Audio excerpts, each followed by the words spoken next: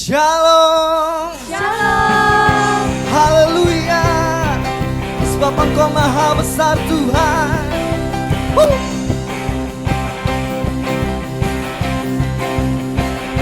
Sebab Tuhan maha besar dan sangat terpuji, dan lebih dahsyat dari segala alam.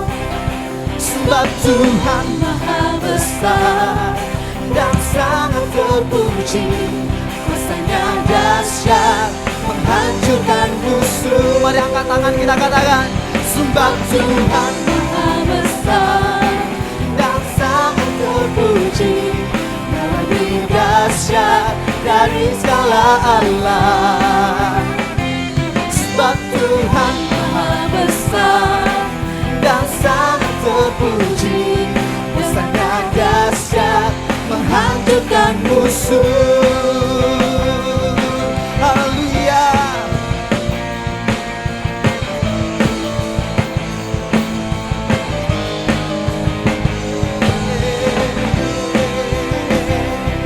Kau dahsyat Tuhan.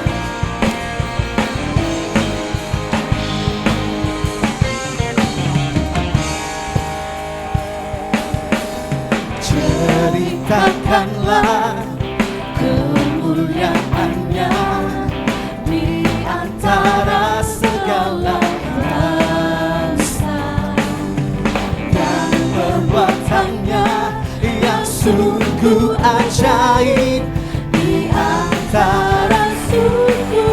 Mari katakan, sebab Tuhan maha besar, sebab Tuhan maha besar dan sangat terpuji, dan lebih dahsyat dari segala alam. Sebab Tuhan maha besar dan sangat terpuji, kuasanya dahsyat menghancurkan musuh. Yeah.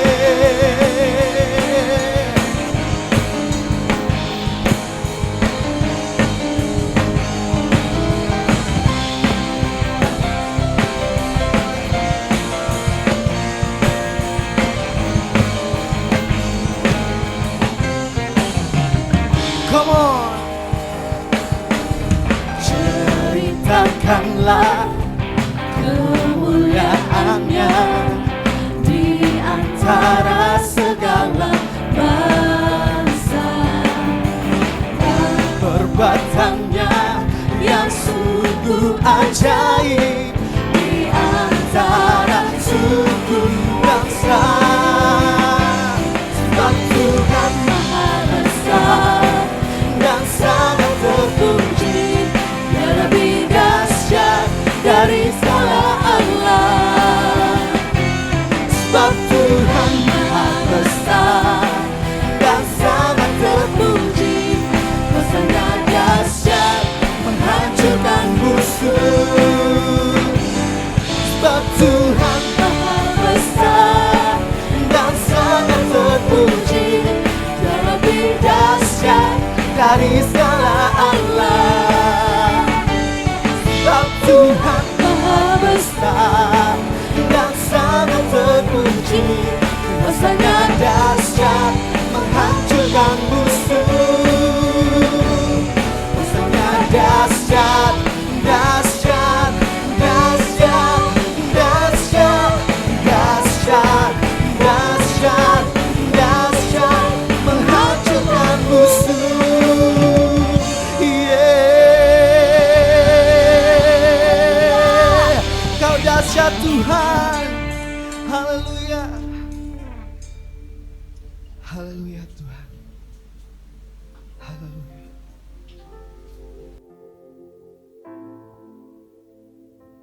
Kami ingin berkomitmen Tuhan. Kami ingin tetap mengasihi-Mu Tuhan, dengan segenap hati kami dan dengan segenap jiwa kami Tuhan. Haleluya. Aku mengasihi Engkau Yesus dengan segenap hatiku. Aku mengasihi Engkau Yesus dengan segenap jiwaku. Ku renungkan firman-Mu siang dan malam, ku pegang perintah-Mu dan ku lakukan. Engkau tahu ya Tuhan, tujuan hidupku hanyalah untuk menyenangkan hati-Mu. Haleluya Tuhan, aku mengasihi Engkau Yesus dengan segenap hatiku. Aku mengasihi Engkau Yesus dengan segenap jiwaku. Renungkan firman-Mu siang dan malam, ku pegang perintah-Mu dan ku lakukan. Engkau tahu ya Tuhan, tujuan hidupku hanyalah untuk menyenangkan hati-Mu. Haleluya. Ini tujuan kami Tuhan, hanya untuk menyenangkan-Mu Tuhan.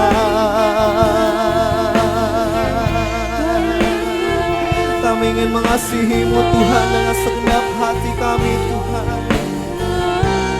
Bersama-sama katakan, renungkan firman-Mu siang dan malam, ku pegang perintah-Mu dan ku lakukan. Kau tahu ya Tuhan, tujuan hidupku hanyalah untuk menyenangkan hati-Mu.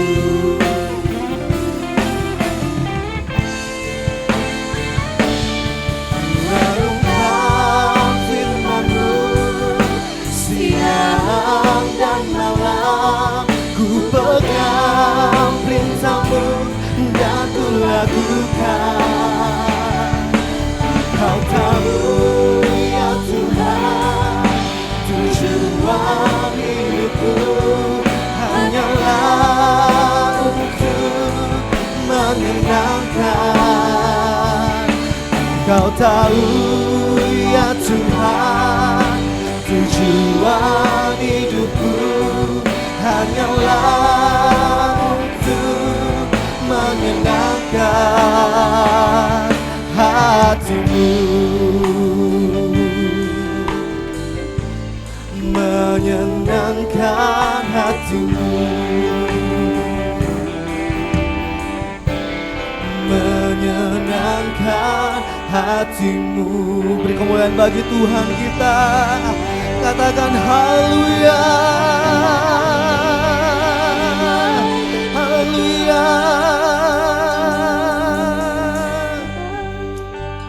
Haleluya Tuhan.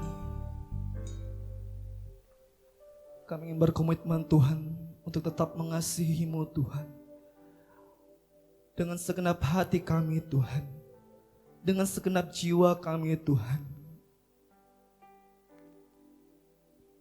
Karena itu tujuan hidup kami Tuhan, untuk menyenangkan hati-Mu Tuhan. Terima kasih Tuhan Yesus, kami telah menyembah Engkau, kami telah memuji Engkau Tuhan. Bila pujian kami Tuhan, penghormatan kami Tuhan, pengagungan kami Tuhan, berkenan di hati-Mu Tuhan. Terima kasih Tuhan. Tiba saatnya Tuhan, kami akan mendengarkan sebagian firman-Mu Tuhan. Ajar kami Tuhan, koreksi hidup kami Tuhan, sehingga apa yang kami dengar Tuhan, apa yang disampaikan Tuhan, dapat seturut dengan kehendak-Mu Tuhan. Berfirmanlah Tuhan Yesus, kami siap mendengarkannya. Kami menyerahkan seluruhnya hanya ke dalam tangan-Mu Tuhan. Di dalam nama Tuhan Yesus, semua yang percaya sama-sama katakan, amin. Haleluya. Shalom saudaraku, senang sekali kita berjumpa berjemaat dengan Gereja Bethel Tabernakel Jemaat Indonesia. Kita berikan kesehatan, kekuatan pada hari ini, sehingga kita bisa bersekutu walaupun secara online. Pada hari ini saya beri topik tentang iman. Kita tahu bahwa kehidupan ini ada lagi setelah kita tinggalkan dunia. Tapi menjadi persoalan di sini adalah, pernahkah kita bertanya pada diri kita, kenapa saya ada di dunia ini?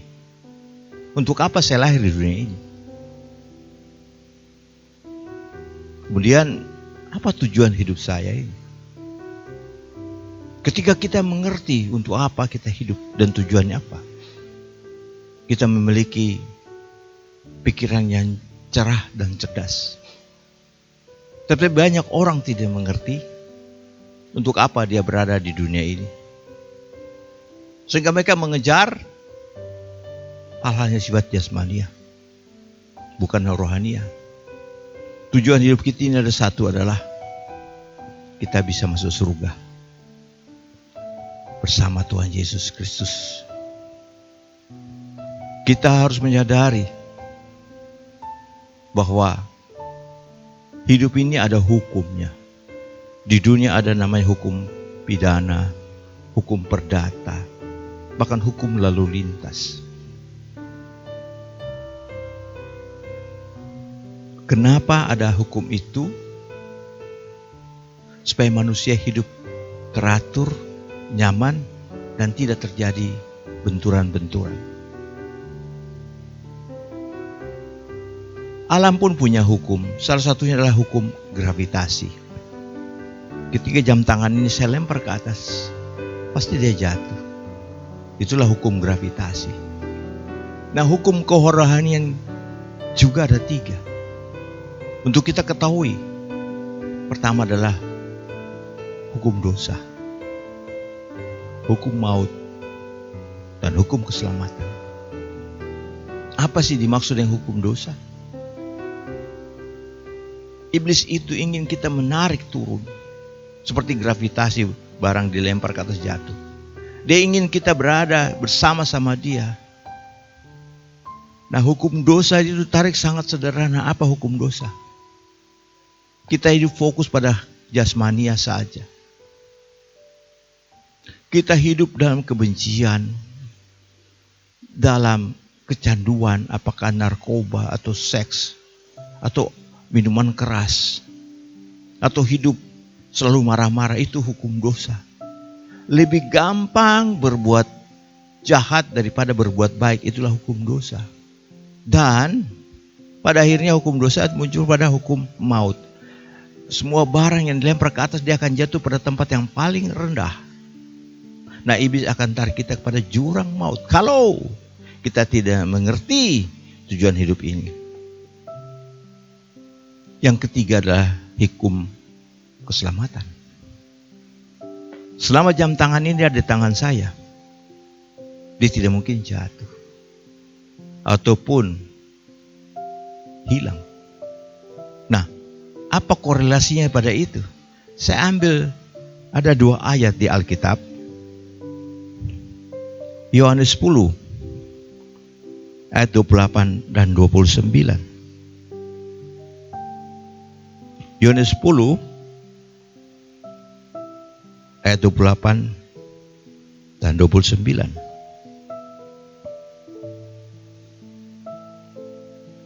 Dan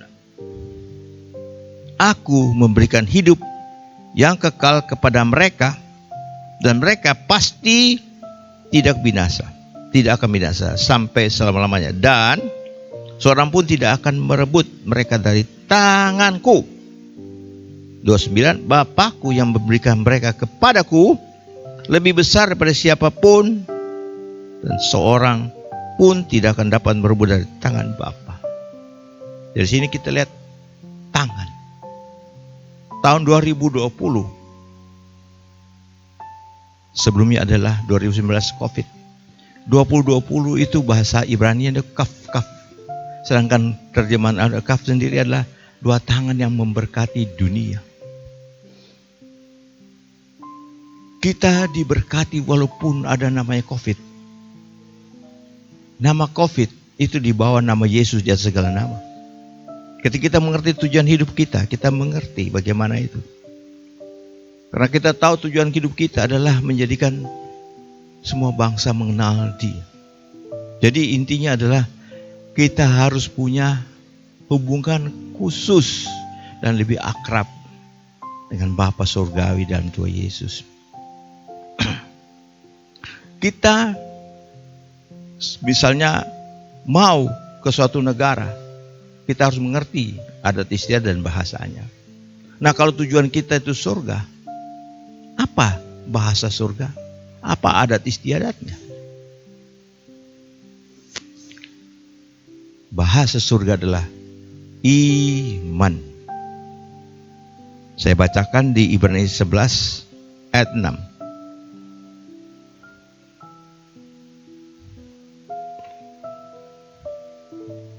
Ibrani 11 ayat 6.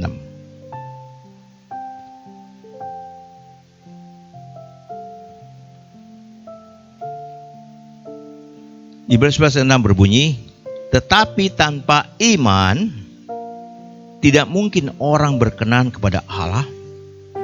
Sebab barang siapa berpaling kepada Allah, ia harus percaya bahwa Allah ada dan bahwa Allah memberi upah kepada mereka yang sungguh-sungguh mencari Dia. Jadi bahasa surga adalah iman. Kalau kita tidak memiliki iman, kita tidak mungkin berkenan kepada Bapa di surga. Lalu pertanyaannya, apakah itu iman? Ibrani 11 ayat 1 mengatakan begini. Iman adalah dasar dari segala sesuatu yang kita harapkan dan bukti dari sesuatu yang kita tidak yang lihat. Nah, jadi kita kembali pada iman itu sesuatu yang kita tidak lihat, yang kita tidak tahu. Tapi kita percaya Tuhan ciptakan semesta ini hanya dengan firman, dan itu terjadi, dan itu luar biasa. Karena iman, Abraham bisa meninggalkan Ur Kasdim, pergi ke tempat yang dia tidak tahu.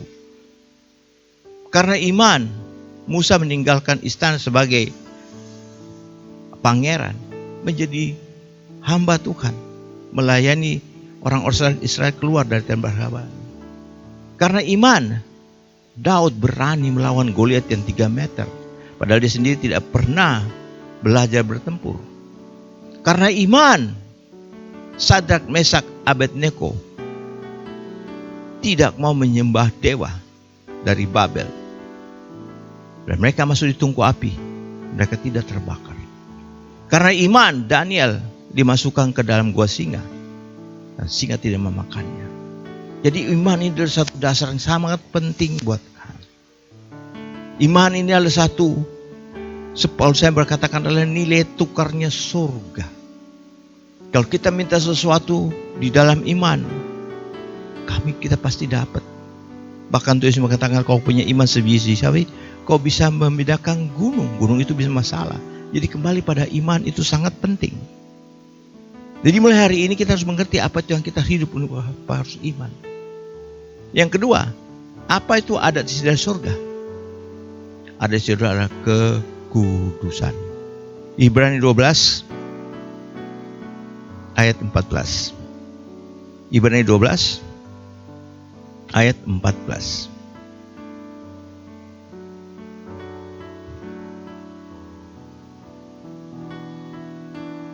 Ibrani 14 ayat berbunyi, berusahalah hidup damai dengan semua orang dan kejarlah kekudusan, sebab tanpa kekudusan tidak seorang pun akan melihat Tuhan.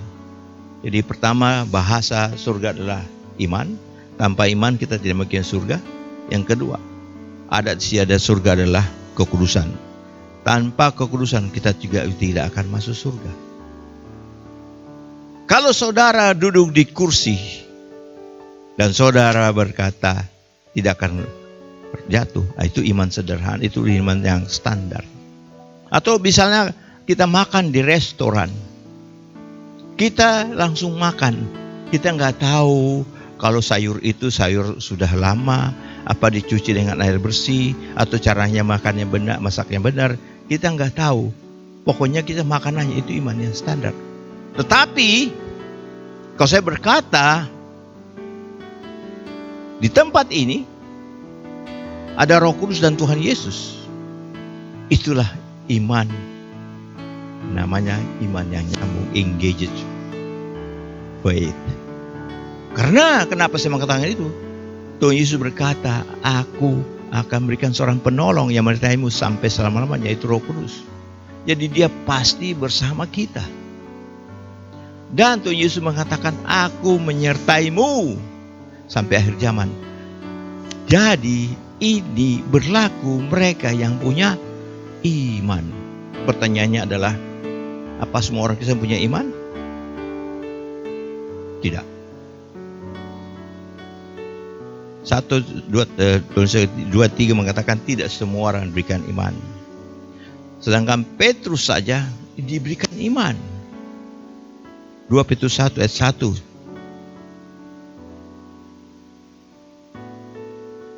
Saya bacakan ya. 2 Petrus 1 ayat 1. Sehingga kita mengerti bahwa iman itu bukan 2 Petrus 1:1. Dari Simon Petrus, hamba dan rasul Yesus Kristus, kepada mereka yang bersama-sama dengan kami memperoleh iman oleh karena keadilan Allah dan Juru Selamat kita Yesus Kristus. Bersama dengan kami bicara rasulnya. Mereka diberikan iman setelah Yesus bangkit dari kematian. Ketika Yesus bersama mereka belum dikasih iman. Kalau dikasih iman, Yudas tidak akan menjual dia. Kalau dikasih iman, maka Petrus tidak akan menyangkal dia. Kalau dikasih iman, maka Thomas tidak akan meragukan dia. Nah, kita lihat bahwa keintiman dengan Tuhan berakibat kita diberikan iman. Jadi saya mau beritahu, carilah dahulu kerjaan surga dan kebenarannya, maka segalanya ditambahkan. Kata carilah dahulu kerjaan surga sini maksudnya begini. Ketika kita jatuh di dalam di laut yang dalam, di dalam itu kita lihat berapa meter di dalamnya ada berlian harga miliaran misalnya. Apakah kita mengambil berlian itu kembali ke atas mengambil oksigen? Sudah pasti ambil oksigen. Mengambil turun ke dalam lagi berarti Anda bisa mati. Yang dimaksud cari dahulu adalah kita mencari secara khusus dan tidak memikirkan yang lain. Dan ini penting. Jadi ketika kita sudah mengerti bahwa hidup kita untuk Tuhan, maka saya terus yakin hidup kita tidak sia-sia. Kita meninggal sudah pasti kita masuk surga. Banyak orang berkata orang Kristen masuk surga. Tunggu dulu. Kalau mereka tidak intim dengan Tuhan Yesus, bagaimana punya iman? Kalau tidak memiliki hubungan khusus dan bertekstur dalam hidup, apa punya iman? Ada seorang wanita di Italia, perancang busana yang luar biasa terkenal, cantiknya bukan main. Akhirnya dia berada di kursi roda, dia punya mobil di garasi begitu mahal. Tapi dia tidak pernah naik mobil itu setelah dia sakit. Dan dia punya perancang rambut, hairstylist, 7 orang. Dan dia meninggal tidak punya rambut sehelai pun. Karena dia fokus kepada dunia ini. Apa artinya kita punya segala macam tapi kita tidak punya hidup kekal bersama Yesus? Dengan kata lain, kita harus intim sehingga kita memperoleh iman. Kita tahu bahwa Bagaimana Nuh punya iman yang luar biasa sampai membuat bahtera sampai 100 tahun. Karena dia percaya akan terjadi air bah. Nah, ini iman luar biasa. Jadi memang kita harus pelihara iman kita sehingga hidup kita berkemenangan. Mulai hari ini, bagaimana kita memperoleh iman itu, kita harus tahu. Saya bacakan Roma 10. Roma 10. Bagaimana memperoleh iman itu? Roma 10 ayat 17.